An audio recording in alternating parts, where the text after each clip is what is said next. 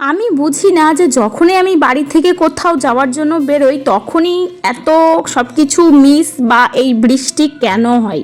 সেদিন বেরিয়েছিলাম দিদির বাড়ি ব্যান্ডেল থেকে আমার বাড়ি মাঝদিয়া যাওয়ার জন্য, বাট প্রথমেই দুটো ট্রেন ক্যান্সেল, তার জন্য আমাকে 2-3 ঘন্টা ওয়েট করতে হলো। তারপর আবার এখানে এসে নৈহাটিতে দেখছি অঝোরে বৃষ্টি হচ্ছে, আর কিছুদিন হলো বৃষ্টি থামার একদমই নাম নেই।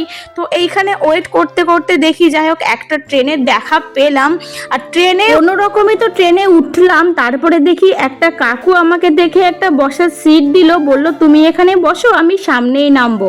তারপর কিন্তু আমি আরাম করে বসে থাকতে থাকতে রানাঘাটে নেমে 1 প্লেট ঘুগনি নিয়ে নিলাম। আর এইদিকে আজকে রানাঘাটের ভিড়টা জাস্ট দেখো কতটা।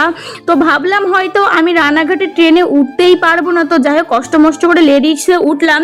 আর আমি না সবাইকে একটা জিনিসই সাজেস্ট করব, তোমরা না কোনো জার্নি করলে লেডিসেই করবে, এটা কিন্তু একদমই সেফ জার্নি হয়। তারপর দেখো এখানে দাঁড়িয়েছিলাম, সিট পাইনি, আগেই বললাম প্রচণ্ড ভিড় ছিল আজকে ট্রেনে।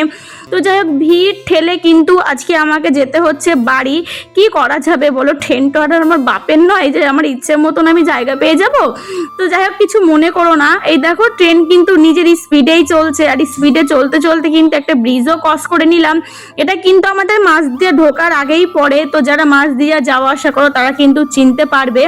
এইদিকে দেখো আমি দরজার কাছে দাঁড়িয়ে কি সুন্দর বাইরের ফিলটা নিচ্ছিলাম। আর আগে না যখনই আমি জার্নি করতাম তখনই দরজার কাছে করতাম দাঁড়িয়ে, বাট এখন আমার খুবই ভয় লাগে।